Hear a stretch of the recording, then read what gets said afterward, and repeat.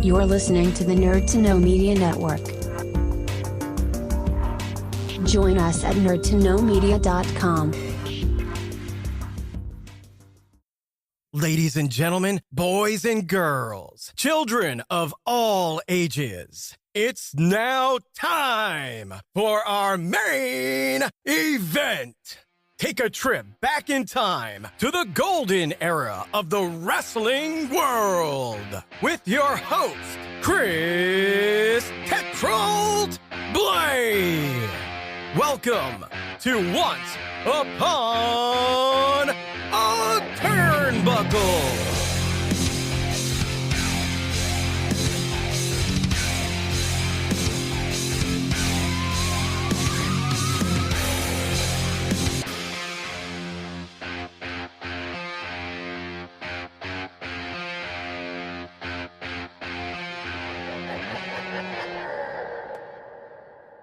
Welcome to another very special episode of Once Upon a Turnbuckle, and I'm continuing my dive into the Reach Wrestling camp.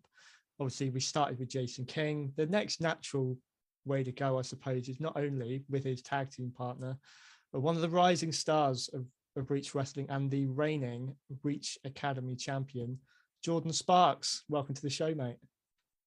I'm going to be here. Thanks for having me. No worries. We eventually got here. So a few technical hitches. That's but, fine. You know, say no more. This is the beauty of this kind of thing. it's all about the journey, isn't it? All about the journey. Absolutely. At least it's not been a physical journey. We've not actually had to spend any miles. Oh, together, yeah. which is brilliant. Thanks for coming along. I've been really enjoying my this podcast started off really as my memories of the wrestling era that I grew up with, and it's this year it's morphed into something even bigger, and I've managed to talk to some great people, great promotions along the way here in the UK. A real sort of, to me, an untapped resource. I didn't really know the breadth of what existed in terms of British indie promotions. So I'm really looking forward to kind of finding out more, firstly, about your relationship with wrestling, your journey, as it were. So I guess the natural place to start off, where and when did you discover wrestling? Going right back to the beginning, before you ever thought about being in the wrestling ring yourself, where did it start? Right. Okay. So the start of wrestling for me was, I've got an older brother. He watched, all the Attitude Era stuff. He was, in school when WCW, the Monday Night Wars, you got Nitro and, Raw going head to head. He was around back then. So, I already had that sort of catalyst, you could call it. And then after that, I, got a little bit older. I was only in first school, so I was only in primary. And I had two videos that I would just watch back to back. It was No Way Out 2003 and Royal Rumble 2003. Okay. And I just spent, honestly, I'd go to school, come back, put those two videos on back to back. Obviously, back then I had all sorts of toys I could do suplexes on and stuff like that. I was, already practicing from a young age, you could say. But yeah, 03 was like the year that I loved the most, and that was the year that I just followed just religiously. So the first time that, people may have seen a WrestleMania, I seen No Way Out 2003, and I seen, my favorite match back then was Triple H versus Scott Steiner. As bad as it sounds, that was like, back then, that was like, for me, just seeing two big guys like that just collide. I was just so enamored with it. And obviously, Royal Rumble 2003, you got Kurt Angle, Chris Benoit. That was just my first introduction to actually like good, like technical wrestling. That's a hell of an introduction, Yeah, exactly. Yeah, exactly. That's cool. Two workers like that, you know what I mean? But those two were really what probably built the foundations for me then eventually watching obviously like Raw just on the telly, just like from 07. I can remember watching people like Trevor Murdoch and Lance Cage for the tag titles, it's like workers like these, it's just that was my sort of introduction into wrestling. Cool. And I'm nodding, and that's not an era that I actually watched at the time. I know the guys. Really? I kind of got the idea what was going on, I suppose. But I guess it's a lot like me. Yeah, I've got my favorite matches, favorite events I started off with, and they're still with me today. They're ones that I would really go back to. And interesting you bring up Triple H and Scott Steiner. I know that their rivalry at the time, I mean, since has been really panned for, not living up to expectations. Oh, it was bad. Yeah, it was bad. It was like looking at it now, now that I know what I know now, looking back at it, I'm like, those were like some real stinkers of some matches. But good memories, when you're younger, like everyone's got their, Hogan versus Warrior, when all those kids seen Hogan versus Warrior, that was like, monumental for me, seeing Scott Steiner and Triple H, like such big dudes like that. Like what was actually in the match was terrible, but the build up to it, the build up was, in my opinion, just stellar. It was like one of the best things I've seen in a while. And then Triple H just didn't, he's nursed an injury, so Scott Steiner. Yeah. So like the match was bad, but it's a big physical brawl, which is what, which I like. See, I never got into the Big Papa Pump version of, particularly when he went to WWE, because I grew up with Scott Steiner as one half of the Steiner brothers. Oh, of course, yeah. That will always be obviously the version I prefer. Have you gone back to his sort of early stuff? Have you watched much of that and sort of appreciated him in a new light since then? Oh yeah. My so obviously I knew of Scott Steiner from like 2003, so I look back and I seen that he was part of the Steiner brothers. You brought up there, and obviously Rick Steiner, he's huge. Like they were both two big dudes, and like they were going New Japan, WCW, WWF. They worked everywhere, Yeah. So I look back and watch him, and I just think like it's so crazy to think that they're almost like two entirely different people. You know what I mean? Yeah. And like for me, as much as I love watching their tag wrestling stuff, like Big Papa Pump for me is just his charisma, like his off the chart. It surprises me that like they tried to make him a face going into, like they tried to make him the good guy in the feud. Like you can't like look at him. How can you not boo that guy? Exactly. And when he turned, like initially in WCW, when he started that, it was shocking anyway, because I'd never known him as a bad guy. Yeah. He had a couple of hints that he might have gone that way in like 91 or something, but it would, the fact that he full on turned there, it's like I felt betrayed. Yeah. But he's one of those that did create a character which really you could see, had he remained what he was before, he wouldn't have got the heights where he did. So it's one of those changes. Yeah, exactly. Like he wouldn't have got the world title at WCW or anything like that. He wouldn't have been a world champion. As much as I love him, as like as much as I love him as a wrestler, like as soon as he turned on that persona, and he started wearing like ridiculously tight clothes, and he had the bleach blonde hair, kind of like it was almost like he was doing like kind of like a superstar, Big Rain sort of thing, he was always talking, always jaw jacking, and for me that's just, as soon as I seen that, I was like, that character I was just in love with. That's cool. So as it went on, as your your interest and your fascination with wrestling kind of grew, were there any other superstars that you sort of connected with, or that really sort of inspired you in a way?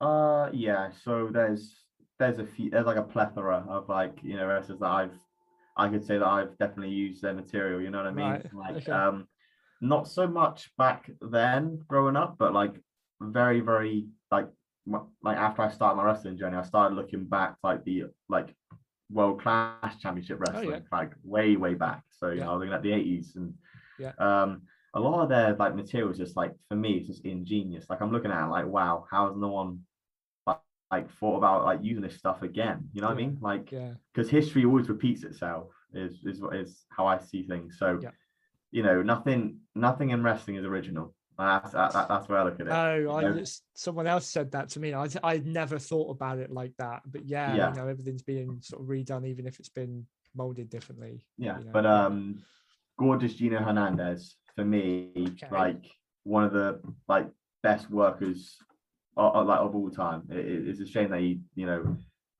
passed, but he didn't get his full time in the spotlight. I feel like he was just coming into his own, and he had those few years where he was just feuding with the Von Erichs, feuding with Chris Adams, and it was just like that sort of stuff. Like his head getting shaved, he has to wear a mask, and he's saying, you know, and stuff like that. Like, so you're saying stuff I'm not even aware of. You know, he's not a star that I really knew a lot about or delved into. So yeah, okay. No, like I didn't even know that much about him until the Dark Side of the Ring documentary. When I was like, oh, cool, Johannes.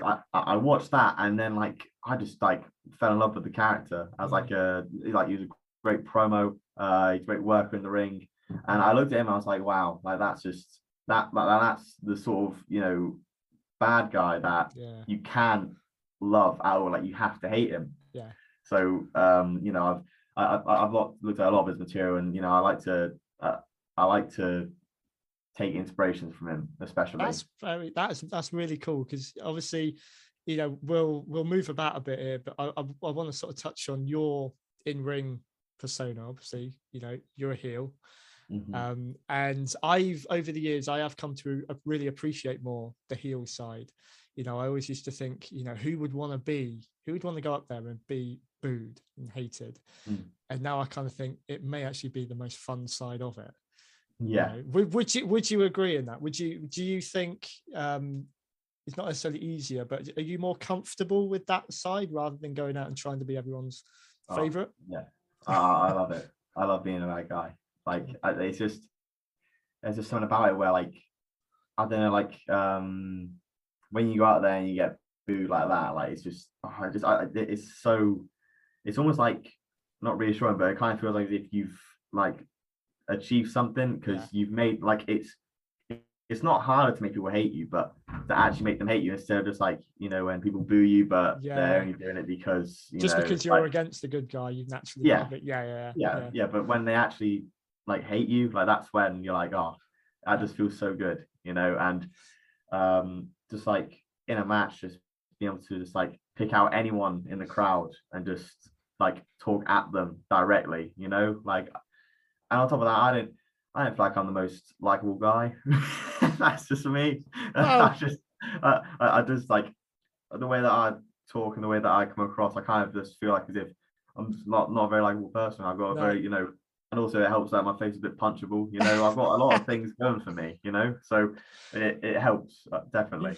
You are quite arrogant, I will say that, in the greatest of respects. I mean, in the ring, I'm not saying right now, but you know, I've had this one. I've seen some of your stuff that was obviously up online. I got to see you live in Tavistock as well, and sort of, I think you and Jason King, I think you were on first on that show, and it really sort of set the tone for me of what to expect. And I thought you two worked so well together as that, and you were just antagonizing. It's really easy to boo you because you just didn't want to see you win at all. Yeah, for sure. So there you go, job done. Was it when you first set off? Was it your intention to be a heel? Did you grow up wanting to be one, or is it something that just naturally kind of progressed as you got into it?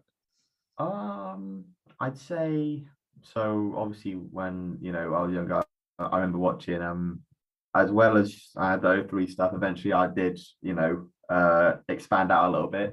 I had Royal Rumble 2006. So the 06 Rumble had Edge versus John Cena, and I used to, obviously when you're a kid you love John Cena. I thought he was the best. I was like, he's so cool, and you know, he's doing the whole Doctor of Thugonomics thing, and then he switched to just being a over the top face, you know. I love that. And then obviously at that point he was feuding with Edge. Now I hated Edge. I despised Edge, but eventually, as I like grew up a little bit, I kind of would look at the heels and I just think to myself, like, you know, like they just seem so, like, in a way, obviously cool. Like that was the whole thing. At some point, heels had to be cool to an extent. Like, you know, to an extent. I feel like as if heels should just be corny. Like they should be this stupid, like over the top, like, you know. But sometimes they come off as cool, which I feel like that's where the appeal comes from. I looked at, you know, all those heels and I thought, wow, yeah, these are, you know, starting to look pretty cool. Like Edge being a rated R superstar, that sort of stuff. He was like, you know, they helped with the whole Matt Hardy thing. That helped to get him where as a really bad guy. But like, you just like, you knew how good of like a wrestler he was, but the stuff that he was doing and how he was antagonizing the fans, as you said, like that just for me set me on course where when I was wrestling, I did want to be a bad guy. Okay. I remember messaging, Jason plenty of times talking about it. And he'd be like, yeah, well, the thing is, and he was just winding me up as he always does. He always finds a way to wind me up. And he's like, yeah, well, the thing is you can't be a bad guy. And I'd be like, why? And he goes, because look at you, who's gonna boo you? And he'd just say it like that, and he just, just wind me up, and I'd be so like, oh, I'd be like looking at myself like, why can't I just be hateful? but now look where we are now. Now look at you. And did that drive you on to sort of like prove him wrong almost? You think that was part of the motive behind it?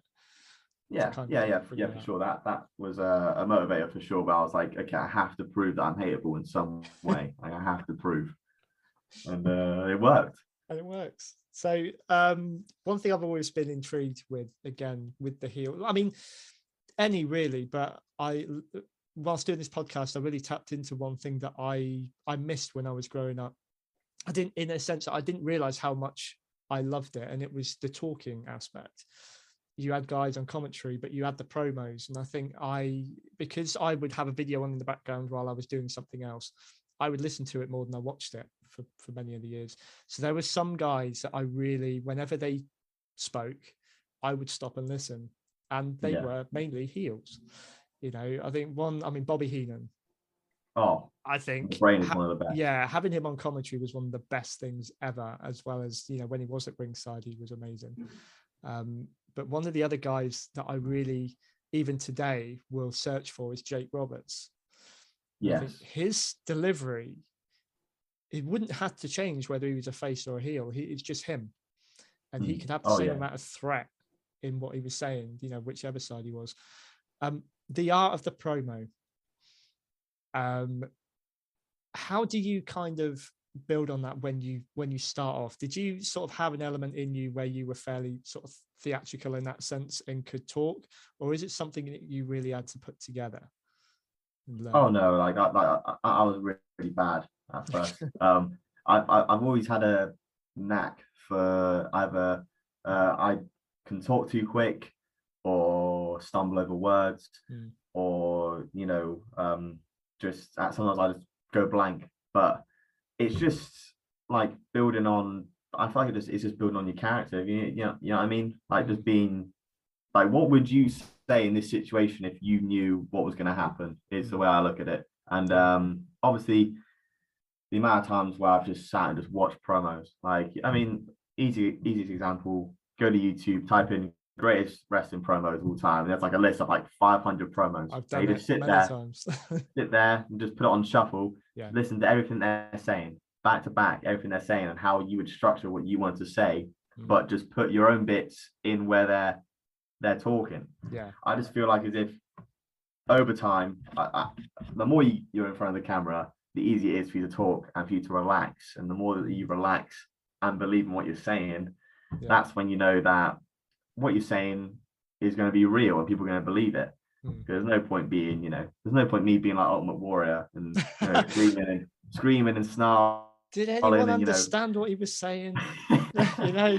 No, but people listen. Probably because they couldn't hear anything else at the time. But But that's the thing as well. Like everyone's got their own style. You got the Jake Roberts, which rather than their pitch being all up here, it's very, very low. Yeah. You have to, he brings it down to a center, and you have to understand every single control. word he says. Yeah, he's got control. Just like how Chris Jericho, he's always been great on the mic, but then when he comes back in 08 and he's wearing a suit and he's talking kind of the same way as Jake Roberts, he's talking very low and sadistic, and he comes across very calculating, and he means everything he says, rather than talking over the top and the eyes heard of rock and roller and paragon of virtue, stuff like that, where he's going from like being that heel, which you're like, we hate him, but we love to listen to him too.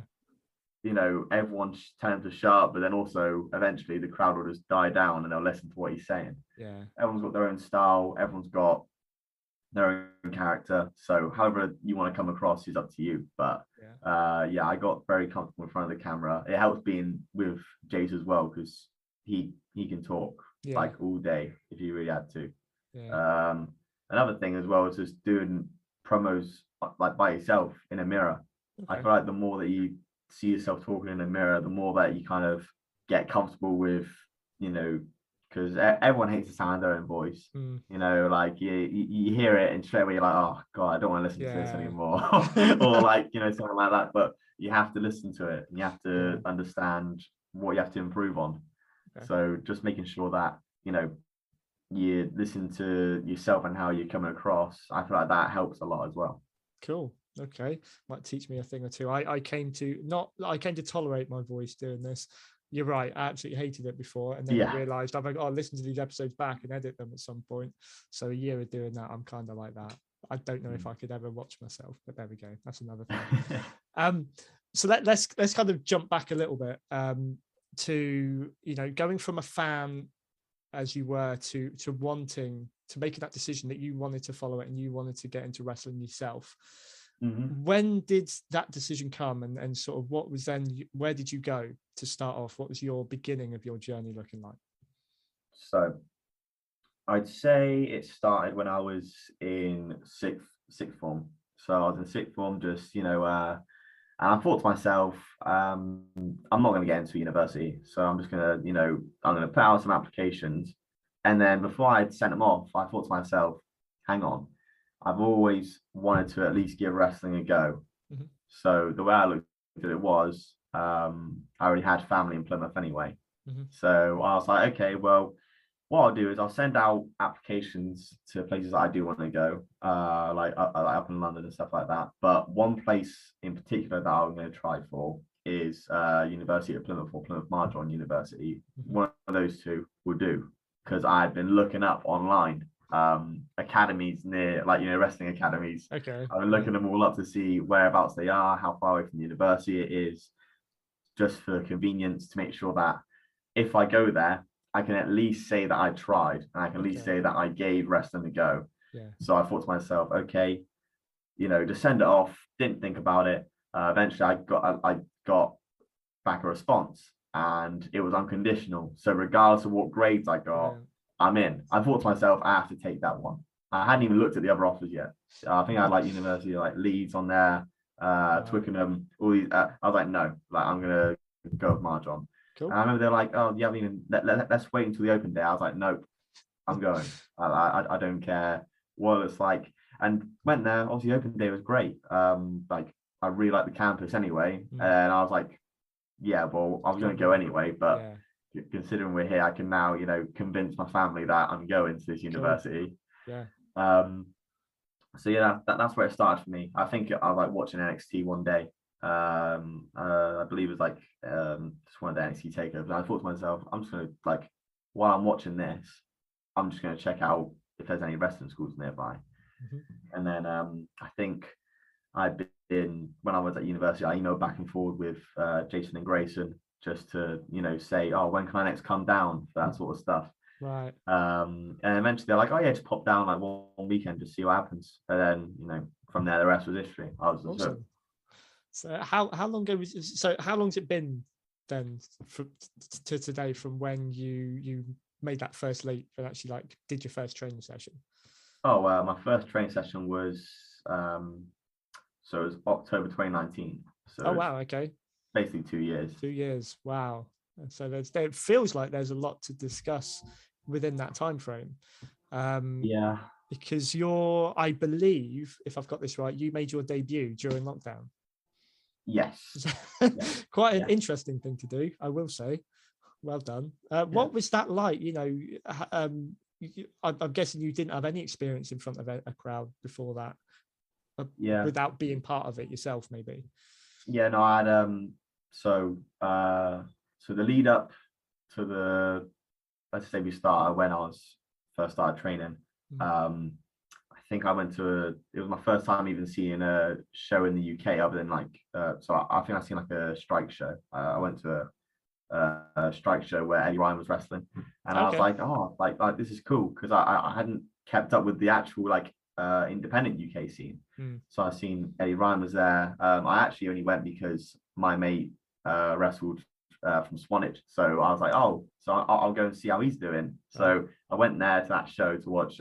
His name's Cam Lovett. I went there, and I was like, oh, this is actually like a pretty cool show. You know, it's at Halo in Bournemouth. So I was like, yeah, it's, you know, pretty decent. And fast forward a couple of years later, my second ever just UK show, Reach Wrestling.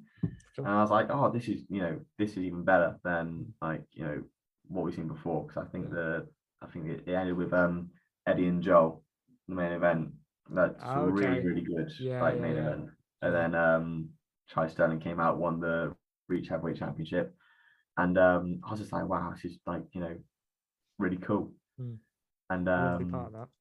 yeah, and then from there, transition from there to we were training in between until eventually we all thought, why not just do Unit 10? Why not just do a YouTube show if it's in lockdown? Before that, I had absolutely no experience in front of a crowd whatsoever. Not even like, I wouldn't even say like anything to do with like plays when you're in school. I would never go up on stage and do like a play or anything. Yeah. I was just I was a really shy kid when I was growing up. So then this sort of stuff like wrestling and going to the gym, stuff like that, it really helped bring me out of my shell a lot more than anything else has. So yeah, it was a really, really weird transition to go from just like when you're at wrestling and you're wrestling in front of your mates, that's completely different to when you're actually, because there's a lot more added pressure that it's going to be online, it's going to be there forever, you know what I mean? I was just about to say that, what are your memories of that first match? But then again, it's up there for posterity anyway. You can always refer back to it if you want to, I suppose. I mean, memories of it, I was just really, really nervous. I remember when Jace told me that I debuted, I was like, because you never truly know when they're going to say, yeah, you're on. So originally there was a plan where the summer where lockdown happened, like a couple months later from when it first started in March or April, I think. Yeah. A couple months later, there was meant to be a big show in July. That was meant to be when my debut happened originally. It was meant to be just like a battle royal. So it's a lot easier in that respect. You got so many other people in there with you. Yeah.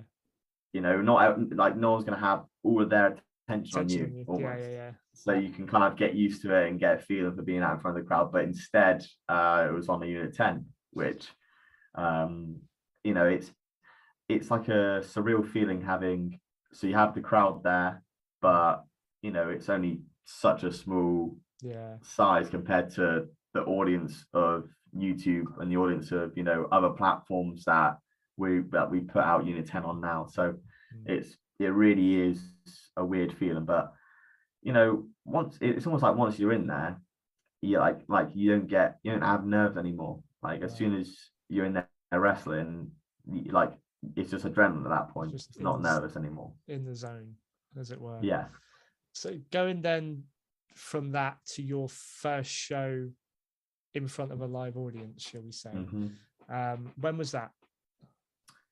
So my first live show for Reach was Exeter.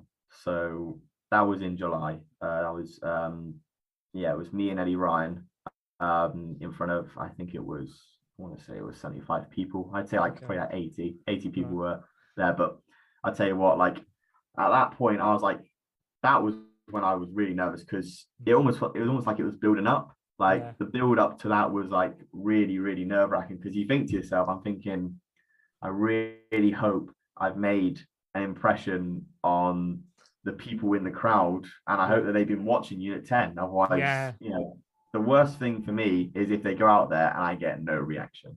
I go there and get no reaction. That's where I'm like, that's when I'd be getting more nervous and more worried about the match. Yeah. But luckily, I got a reaction. They hated me, so there you go. I was like, "Oh, thank God." Job done again. Yeah, I can imagine that by that point, because people have been starved of this, live action. Like you say, even 80 people or whatever, they're going to have an expectation of what they want to see from that show. So, did you feel extra pressure for that reason, or would it have just been like any other to you? I kind of thought. In that respect, I kind of thought in a way that they might, they're just excited to see wrestling. So they're excited to see anything, they just want to get on with it. So I kind of thought to myself, if anything goes wrong, no one's gonna no one's gonna know this anyway. Or like if anything goes wrong, no one's gonna, get up and leave and walk out. You know what I mean? Like, so I kind of thought to myself, if it happens, it happens. Nothing can go wrong if it's live. You know what I mean? Because if it happens, it happens. You can't control that sort of stuff. So yeah, no, I didn't really see it as more nerve-wracking that it hadn't been for a while. I was just more nervous about whether or not I got a reaction. Sure. Which was, and there you go, and you did. So that's cool. So what were the challenges you would say during, while you didn't have a live crowd to perform in front of, building your character? Or did you, or because I've heard both sides of this, where guys have really struggled to kind of keep in that mindset while they're not in front of a crowd, but others have really taken that time, to refocus and be able to bring themselves out stronger. Which side of the fence were you on? I probably sit on the side that I can see from like a perspective of if you've wrestled in front of live crowds before, how you'd feel like, oh, this is so weird, this is so foreign. Like it's not like a good feeling. No. But for me, I didn't know any different. So I just thought, okay, well, how am I supposed to get my character over if I've only got 8 people to talk to, or if there's only So I thought to myself, well, I got to talk. Like that's like, if I'm a bad guy, I feel like every bad guy's got to talk, unless you're a monster. And unless you're like Great Khali, you're a monster, every bad guy's got to talk, Yeah. So at some point you've got to give your motivations as to why people need to hate you. And I mean, it's very easy for people to hate me as soon as they realize that I'm siding with Jace. But having that time, I felt like Unit 10 gave a lot of people a lot of time to build their character. I feel like that hour of wrestling, you could have had, they'd put like 4 matches on there, so you got 20 minutes of time to fill with talking or getting your point across. So like, having a 3-minute promo talking about yourself and how good you are, or how much your suit costs, or something like that, that's going to give some sort of indication to them to say, okay, we hate you, we don't want to get behind you. So I feel like I can see why people would say that they hated it, because live shows, working with the crowd, it's very easy to show how much of a bad guy you are, how much of a good guy you are, depending on which side of the fence you sit on. But for me, I didn't know any different, so I just thought I just work what I got, improve my character, improve what I do in the ring, stuff like that. And it's worked. So you got to take that away from it, haven't you? Yeah, exactly. Cool. The Reach Academy Championship, let's talk about that then. Obviously, for those who may not be aware, haven't seen much of Reach in that, just kind of let us know when you won the title, and what does that mean to you, having that championship, sort of, where do you go from there almost? So the title, I remember seeing the title for the first time. It's a great belt. I love that belt. Like it looks cool. So good, like I feel like it's got such a unique look to any other belt. Every other belt's gold or some form of gold, but we got a silver belt, and it's got just just the way it looks and all that sort of stuff. I remember the amount of times that I've seen it, at the live shows or at the academy shows or anything like that. And I was just like looking at it like that's the goal, Cool. Like you've got goals that you set up for yourself. And I was just looking at that, and I just thought to myself, just like that's where I want to be. You know what I mean? Like that's where you need to aim towards. So just that was driving me to train. At some points it'd be like, yeah, I'm enjoying this, but I'm enjoying this so much now that I know that I can do more with this. Like it went from just, okay, give it a go and see how you feel, to okay, you've given it a go, you know how you feel about it, so now it's time to put in some work and just put in some training. So I seen that belt, and that belt means like so much to me. Like when I first won that belt, like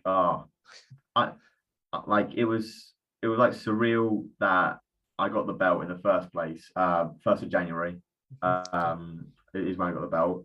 New Year, New Reach is the episode, in case anyone wants to check it out on the Reach Wrestling page. But so when I got that belt for the first time, I was just like, it was almost like a surreal feeling, you know. And that change of guard that I really, really appreciated. Especially since like you look at all the guys that were there like before me, and you know, I'd go in there with Joey, who's he's a really good competitor for sure. He's probably one of like probably the best wrestler that he got there for sure. And getting there and working with him, I was just like, wow, this is like a really cool moment, you know, like a passing of the torch. And when that happened, just it was almost like it didn't hit me until I got home and I had the belt. I was like, yeah, well, I'm taking the belt, you know. I'm not, I was like, you know, I'm the champion. You have to have the belt. Absolutely. You know. Did you parade around with it? Oh, Did you wear it around the house and stuff? Oh yeah, I took photos of it, all sorts. Yeah, of course, you have to. Like that's your job, you know. Absolutely, that's the dream as well. How many of us made our own title belts when we were growing up out of cardboard or whatever, things like, you know, you had your own one. So. Oh yeah, for sure. I remember I had oh god, this is where I'm going to get chewed out for this because I can't remember what type of belt it was. It was the Winged Eagle. Is it the Winged Eagle? Yeah, belt? like the classic sort of 80s, 90s. But yeah, probably the I best had that one. belt. I must have had that belt for years, you know, and it was so cool just having that, you know, that different feeling from when you're a kid and you're putting the Velcro on. To finally, I'm putting actual buttons on. I'm like putting the metal buttons on the back of my belt. That's hit really the real cool time, then. Yes, absolutely. That's a cool feeling. I'm getting some real gold, you know. So that was like a really nice feeling for me. But yeah, where do I go from there? You know, where do I go from there? I mean, so far I'm really happy with the way that we're looking at the tag team, me and Jace. So maybe tag team gold. Cool. Maybe that's the way it goes forward for me and Jace. Yeah. You know, I haven't been, you know, the most successful team, but it's not about how successful you are; it's how impressionable you are. Is the way I look at it. There you go. And you know, your time will come. You missed out on the become the #1 contenders in Tavistock, but you've got I understand you've got a title defense yourself in St Austell coming up. Yes. Cool. Yeah, Tell us about that. St Austell got a triple threat match against Amadeus and Joe Costa. Should be a really good match. You know what I mean? Like, I'm really looking forward to that. Just because, I mean, Joe Costa, he's a beast. You know, like that guy is just he's a definition of being built differently. You know what I mean? Like, yeah. I remember there's times where when we do training, we do the fitness test, right? So it's 50 of everything. So you got 50 squats, 50 push-ups, 50 sit-ups, 50 lunges, 50 mountain climbers, 50 burpees, and then you got to do 2 runs to the wall and back, right? Right. So that's a lot. Okay. So when it doesn't seem like a lot when you break it up, but when you're doing it for time, that's a lot. I'm feeling tired. You're just talking about it. So. Yeah. And one day, Joe was there doing like a full session on Sunday, you know, full training session, and he does a fitness test in the morning session, and then everyone's doing the fitness test in the afternoon session. He goes, "Oh yeah, I'll just do it again, no issue." But that's not even the best part. Right. The best part is he does it again. He gets a better time in the afternoon than he got in the morning. How does that work? Don't know. Some people just, like you say, built differently inside and out. So yeah, exactly. Wow. And Amadeus as well. You know, like he was in my first match. He was my tag partner for the first match. Oh, okay, cool. So, you know, so it should be cool to see how that all turns out. But you know, who doesn't love a multi-man match? I know, and the threat's there, isn't it? Because you don't have to be part of the deciding fall to lose the title. You know, no pressure or anything, as if you don't really need it. But you know, but I won't ask for your prediction because I'm probably gonna be able. You know what's going to happen. You're hardly likely to say you're not leaving. But no, that would be for anyone in St Austell. That would be probably one of the matches of the night. I would say. Yeah, on paper for sure. So cool. So this sort of part I like to kind of have not a little bit more fun because I've been having fun, but kind of throwing a few sort of random questions at you to get a better idea of you as a fan as well as a performer. Okay. So again, just a few that I've always got always got pegged away up there that I'll throw at you. First of all, so yeah, which side of the fence are you at the moment, WWE or AEW? WWE. AEW for me doesn't. I've tried. Honestly, I've tried. Okay, you can't knock it until you try, is what I say. I've tried to get into it. The amount of times I've tried watching it. Obviously they've got it on what is it, like ITV4, I believe, isn't I think it? so. One Like of they them's got on there, isn't it? Yeah. I've got that on catch up. So I don't watch it live or anything like that, but I'll catch up on a few matches because I know that people say that, oh, this person's had a classic. I feel like everyone's had a classic almost. Yeah. On that show. So I went, okay, I'll give them a try. But like it's just like WWE, but flipped on its head. Like there's some good and there's some like bad, like but not bad, like it's not really bad, I just can't watch it. I just that doesn't appeal to me. That side doesn't appeal to me. That's fair so enough. I probably sit with WWE, even though even then I don't watch the current product. I'll sometimes tune in on the odd big show, but other than that, but AEW hasn't won you over.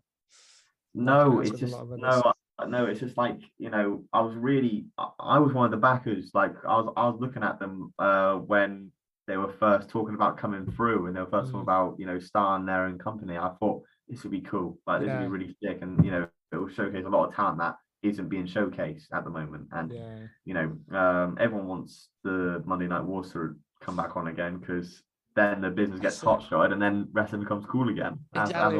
And I think I made that point with Jason that in my eyes, because he asked, do I think AEW is competition for WWE? I think it's the best they've had since WCW, really. You could beg the question, are they relying too heavily on bringing in ex-WWE stars to draw people in? Do they have the depth to be able to keep it going?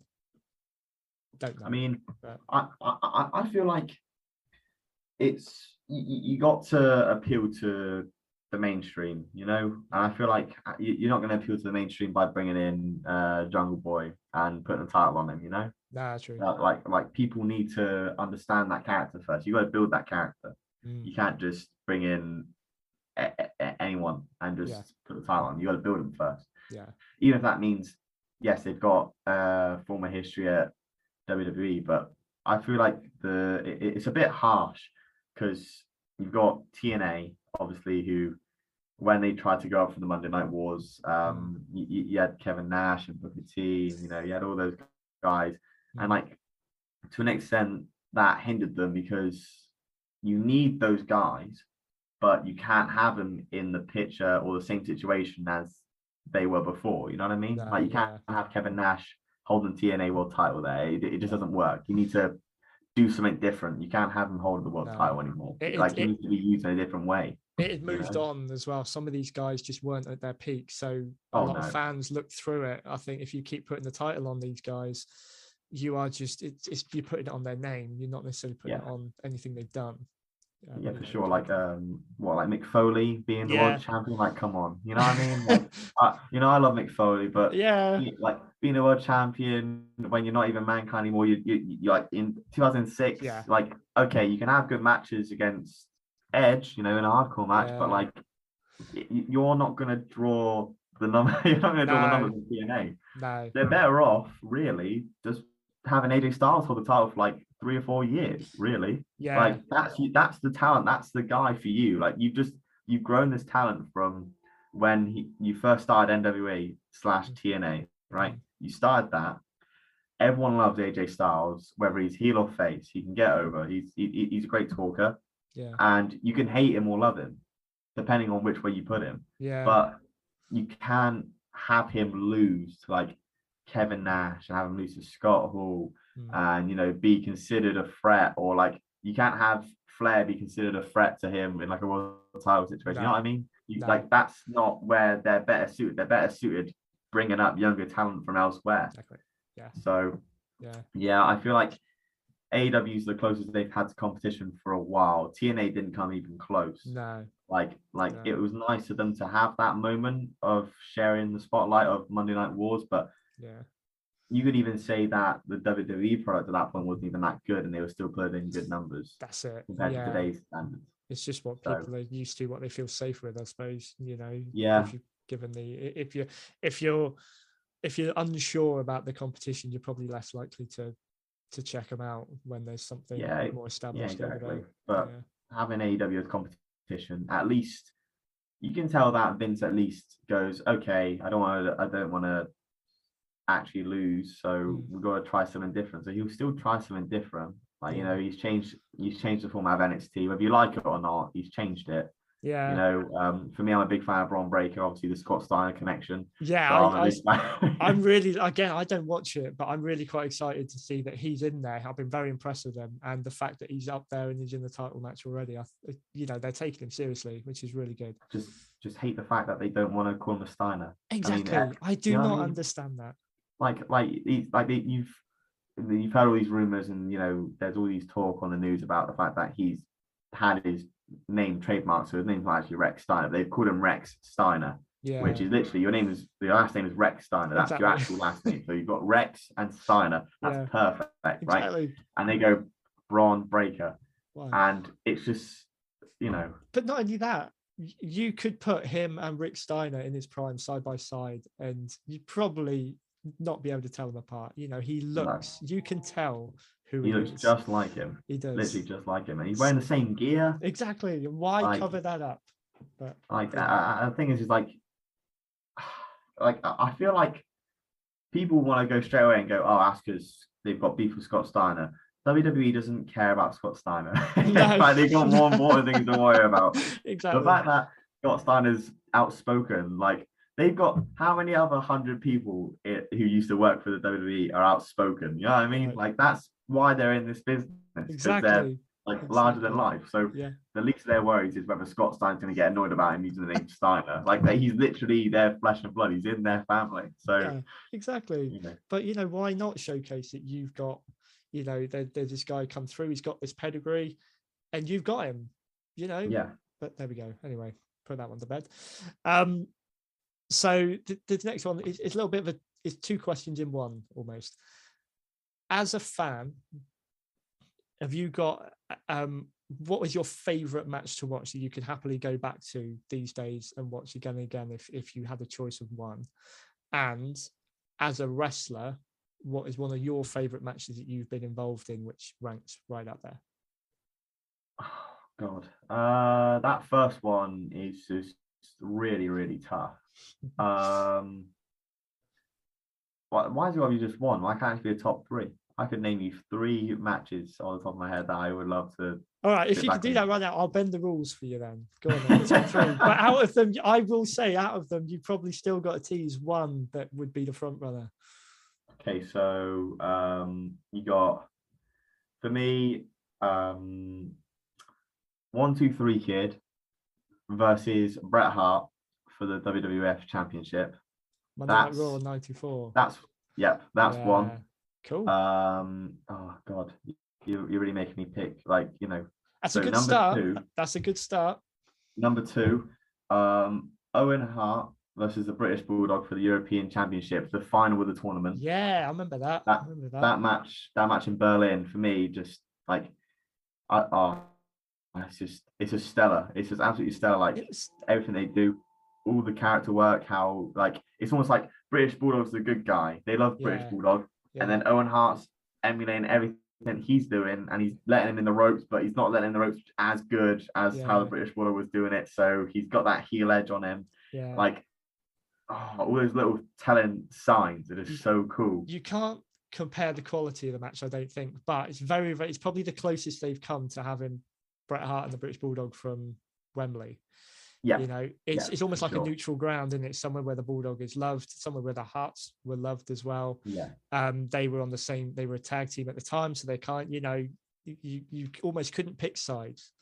Yeah, for sure. Yeah, no, that's a good pick. I completely forgot about that match. And like another one, I suppose, Kurt Angle versus Chris Benoit is the one that I'd choose for number one that I could go back and watch anytime, any place. Okay, that for me is just like the intensity and, like, you know, the structure of the match and the way that they constantly find, like, they can roll from one submission to another. They can go from an ankle lock he rolls straight through into a crossface. They're literally like they're the antithesis of each other. Like you got Chris Benoit, who at that point he wasn't actually an amateur wrestler. He was just trained that way. You know, he was just trained to be intense. And you got Kurt Angle, who's a literal Olympic gold medalist, and they're trying to mat wrestle. And when you got mat wrestling, that's actually intriguing the fans, and the fans are actually cheering for it. That's when you know you got them, because you're not even doing anything yet, you know? No, they had some classics. Is it that Royal Rumble one you're on about? Would that be your pick one? Yeah. Okay. Yeah. That one for me is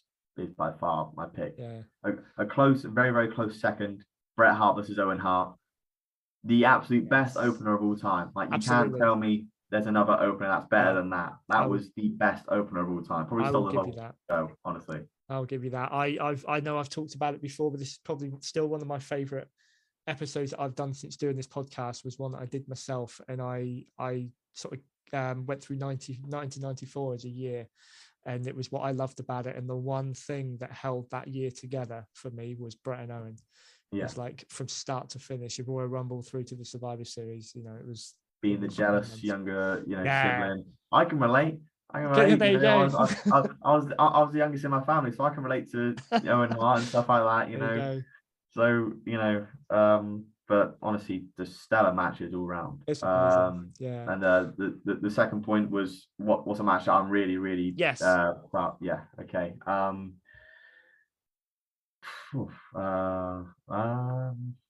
I mean, for me, my favorite match is probably a pick between two. So I'd say me and Eddie Ryan in Exeter. So live in Exeter, Reach Wrestling.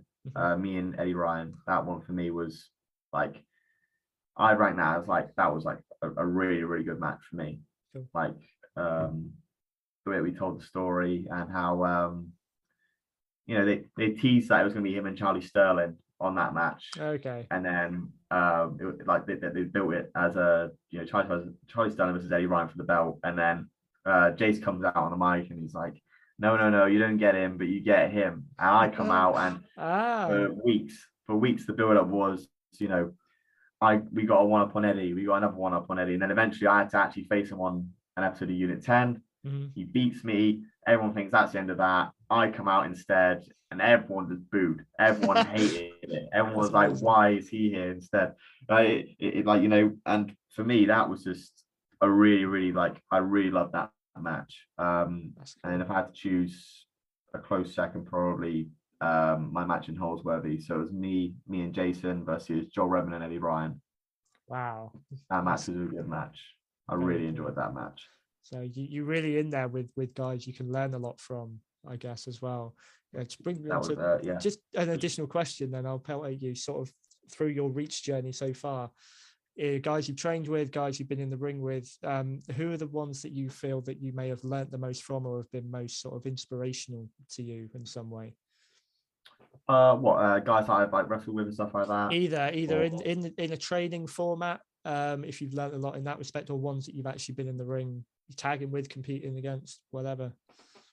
Training format, I mean, I could break it down into 3 segments, because we got Jason and Grayson, and we got Eddie Ryan, and I just feel like they all offer something completely different. Sure. Like if you go to any of their training sessions, no one training session is the same as each other. Like they've all got a different mindset of how it works. So you could go there and do, you could go there and do a sequence that someone like, say Jason will be like, yeah, that was good. I really like that.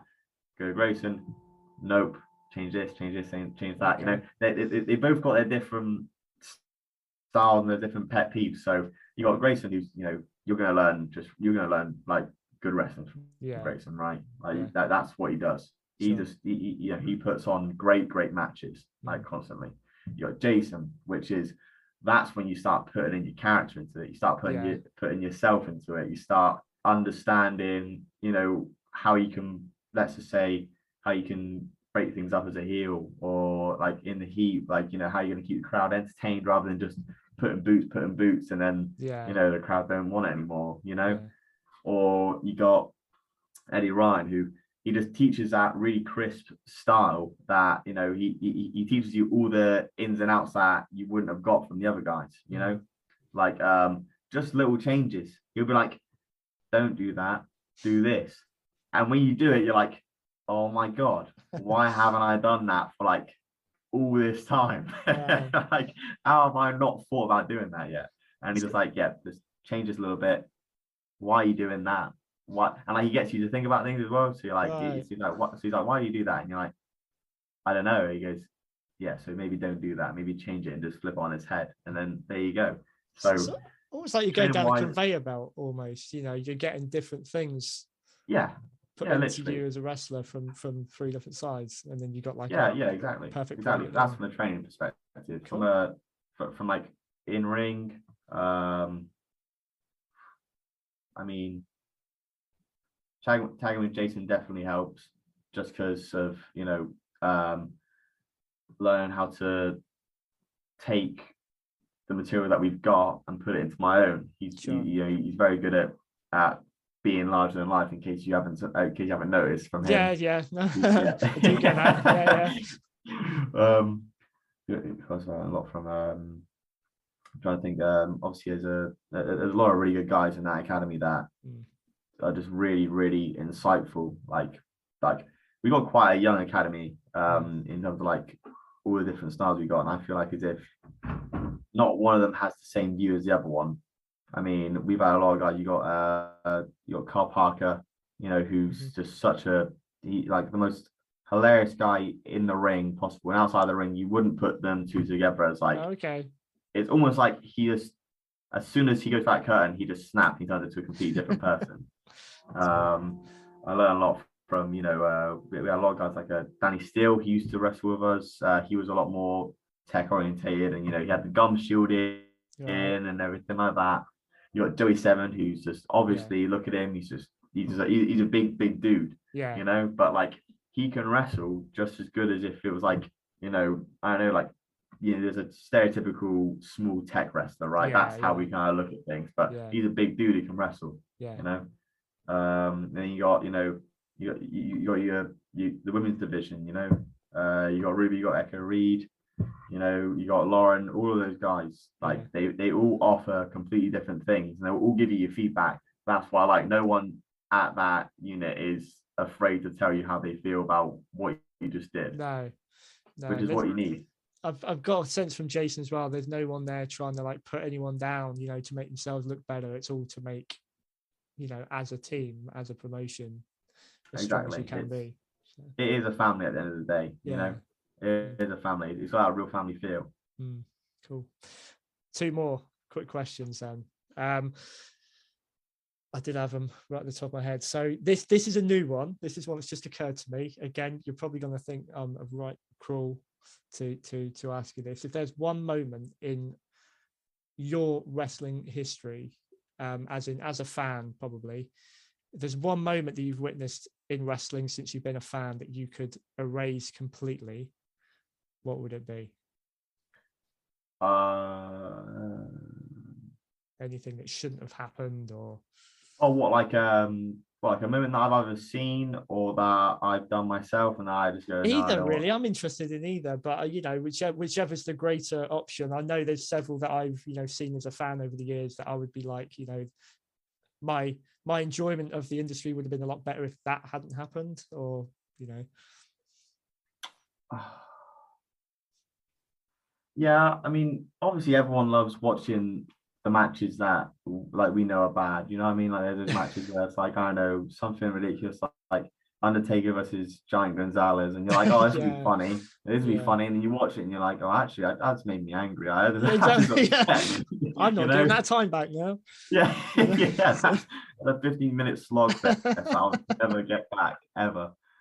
I can't really. I mean, you know, I've done a lot of stupid stuff, but I feel like as if, like, you know, I know a lot of stupid stuff in wrestling. I suppose you know, it'll be cruel for me to pull out something that you wish you'd never done, because again, you know, it's still early days, but really, for me, like, there's not a lot that, like, I'm like, whenever I make a mistake, I never think to myself, oh, I wish I never did that. I think to myself, I'm glad I did, because I'm glad it happened now rather than later. Yeah. If it happened later, then I would like probably get a lot more annoyed about it. When I Yeah. make a mistake, I don't just go like, oh, that's a shame. I make a mistake and I really like think about it too much. I Right. like overthink about things, you know? Yeah. Yeah. So Yeah. you make a mistake and you're like, oh my God, that was the worst thing in the world. My life will never be the same ever again. Just move And like, past it. but in reality, it's not that big of a deal. But yeah, some of the bad matches I've watched over like the years, you know, I think to myself, like, for example, a match which I wish was never a thing. I'd go to No Way Out 2003, The Rock and Hulk Hogan. They should not have had a rematch. They Fully with you shouldn't there. have had a rematch. No, yeah. They seem to push these things that one too far. You know, I did Yeah. like TV series. You know, they go one series too far. Yeah, you Oh, had yeah. an absolutely perfect match at WrestleMania 18. It will never live up to its Exactly. like those two as well. Like, say what you want about how good that WrestleMania match was between The Rock and Hulk Hogan, but what they did in the match wasn't stellar. It was the feeling you got of Absolutely. two eras just like coming face to face. Yeah. And as soon as they were face to face, the crowd were just they were ready for it, you know. They could have done anything for 10 minutes. Literally, you know?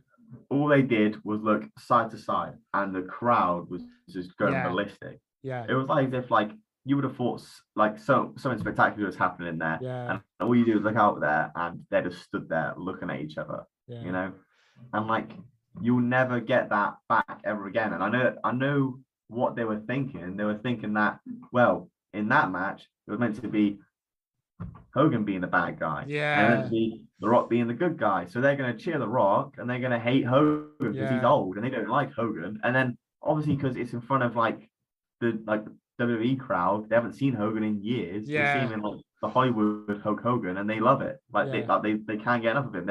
He's doing stuff like back raking and raking Rock's eyes, and the crowd are loving it, eating it up.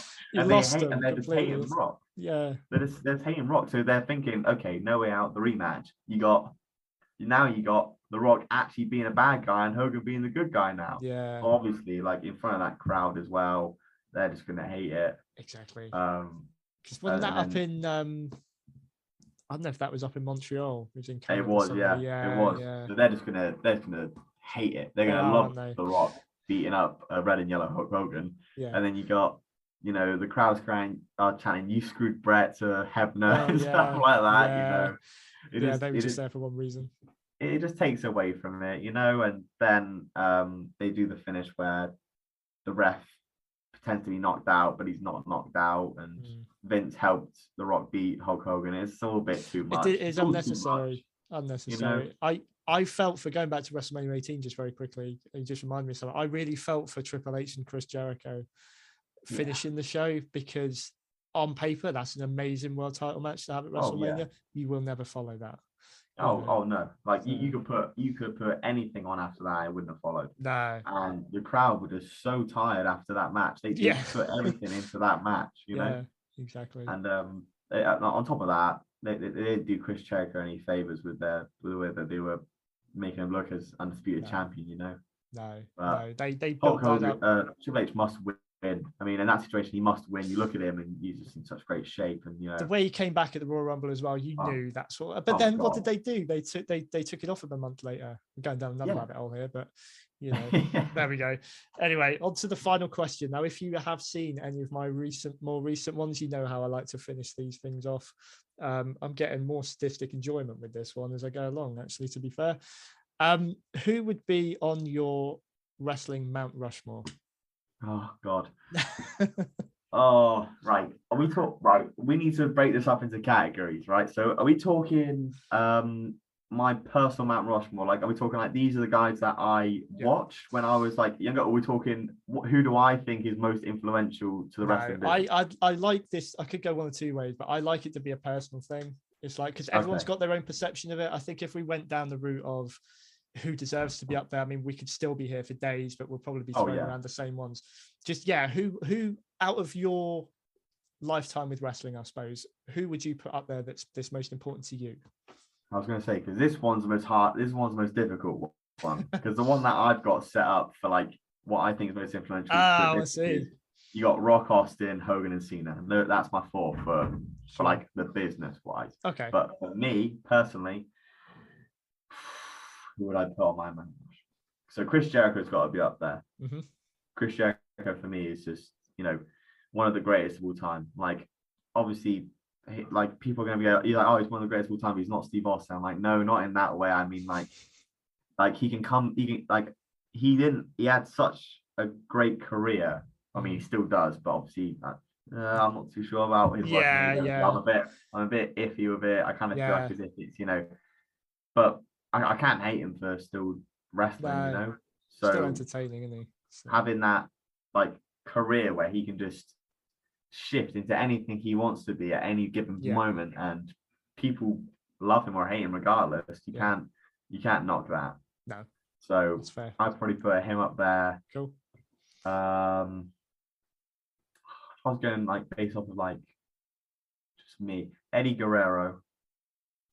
Eddie Guerrero is probably making it onto the Mount Rushmore. Yeah. I know I'm going to miss one. I'm going to get so annoyed that I haven't put him on here. That's why I love these. Really putting people on the spot with them, because it just makes you think instinctively. Then, Triple H. Triple H for me is he's just like I wouldn't say that he's underrated, but he was overlooked in the Attitude Era because he had Rock and Austin. He had all those guys on top. That like he wasn't overlooked because he was world champion at that point, but like. People look back at that era and they think, oh, it was so good when Austin was on top and when Rock was there, and people they were able to realize that Triple H was the bane of their existence the entire time. Like they were always battling. True. Like Triple H. Yeah, that's true. That is true. I think the way they took Austin out. I mean, I know he needed to have the surgery and whatever, but when they took him out just after Triple H won the title, and then he was away for like a year, that probably killed it a bit, because he could have done so much more with him.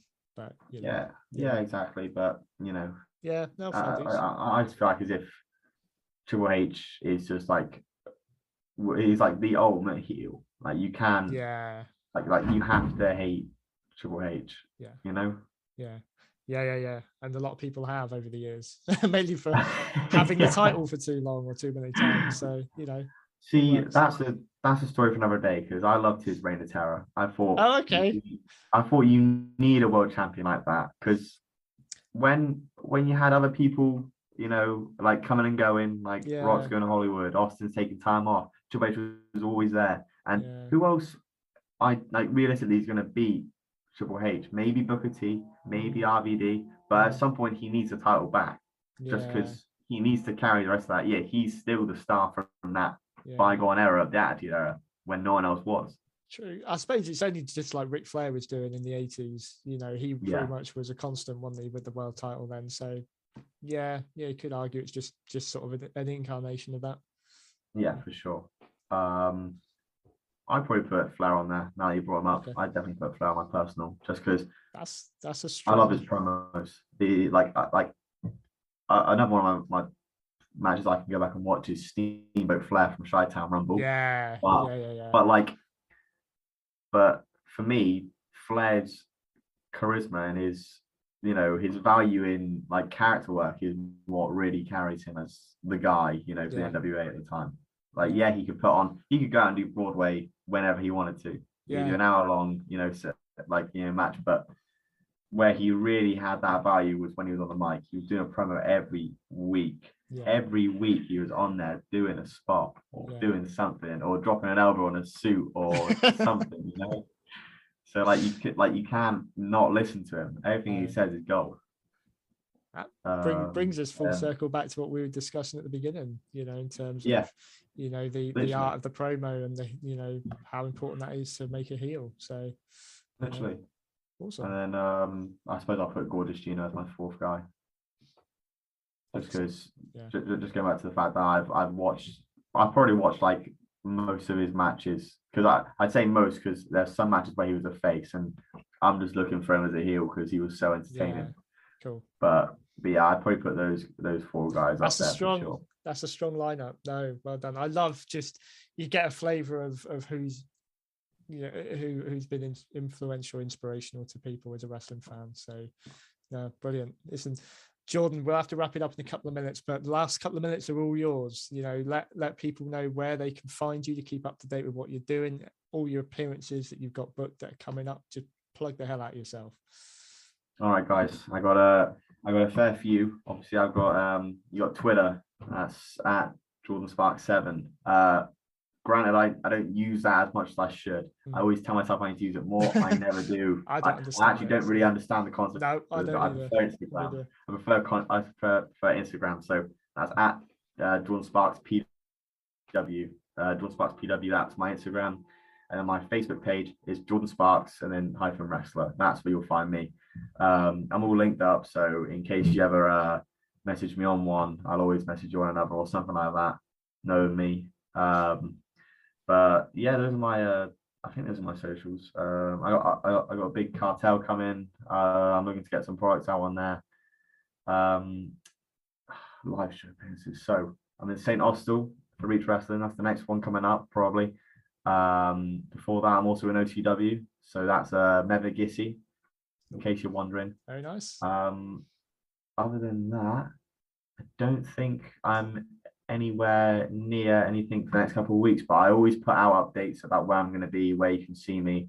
So if ever you are looking to see more of Jordan Sparks, which I highly doubt you'll want to after hearing me for about an hour and a half ramble on about anything, I'll always put posters out there about where I'm going to be, what dates I'm going to be at. So in case you're wondering, just keep up on my socials. Cool. One final thing to sign off on that I forgot to ask, and I just want your gut feeling answer with this one, and I'm going to put you right on the spot. So I do apologize. December the 5th in Plymouth, the Reach Heavyweight Championship match, Charlie Sterling and Eddie Ryan. Who's your pick? Charlie Sterling. For me, it's Charlie Sterling, just because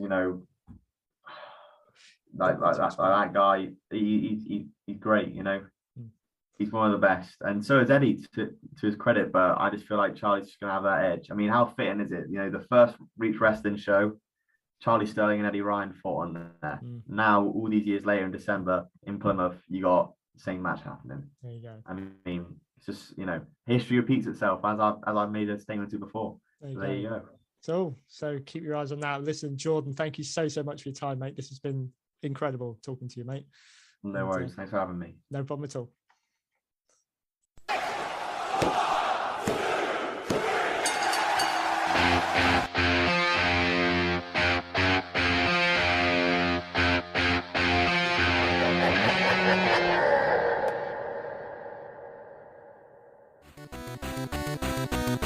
Thank you for listening to a Nerd to Know Media production.